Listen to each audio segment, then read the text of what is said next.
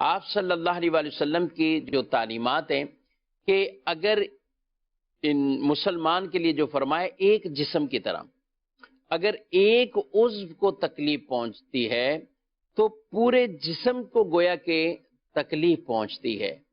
تو مسلمان کی مسلمان کے ساتھ یہ کیفیت بیان کی گئی ہے کہ ایک کو یعنی تکلیف پہنچے تو دوسرا بھی اس تکلیف کو گویا کہ محسوس کرے، اور اس تکلیف کو دور کرنے کی جہاں تک اس سے ممکن ہو سکے وہ کوشش کرے۔ اللہ نے اس نعمت کا قرآن میں بھی ذکر فرمایا کہ رب نے تمہارے دلوں میں محبت کو پیدا کر دیا ہے۔ تو جہاں پیار، محبت اور اتفاق کی وہ کیفیت برقرار ہے، یہ رب کا شکر ادا کرنا چاہیے، اور جہاں نہیں ہے اس کو پیدا کرنے کی کوشش کریں۔ اسی سے گھر چلتے ہیں، اسی سے کاروبار بستے ہیں، اسی سے شہر آباد ہوتے ہیں، آبادیاں آباد ہوتی ہیں۔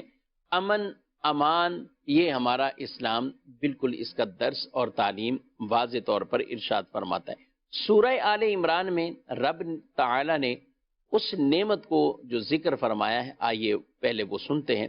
اللہ رب العالمین ارشاد فرماتا ہے، بسم اللہ الرحمن الرحیم، وَاذْكُرُوا نِعْمَةَ اللَّهِ عَلَيْكُمْ إِذْ كُنْتُمْ أَعْدَاءً فَأَلَّفَ بَيْنَ قُلُوبِكُمْ فَأَصْبَحْتُمْ بِنِعْمَتِهِ إِخْوَانًا۔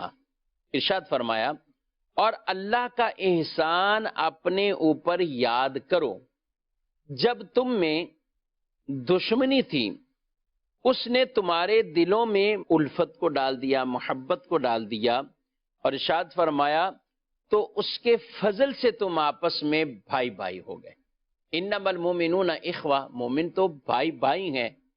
اور واقعی ہی ایسا کہ رسول اللہ صلی اللہ علیہ وسلم کی اگر تعلیمات دیکھیں، اور بالخصوص جب ایک مسلمان کسی مشکل میں آتے ہیں، آپ ہجرت کے واقعات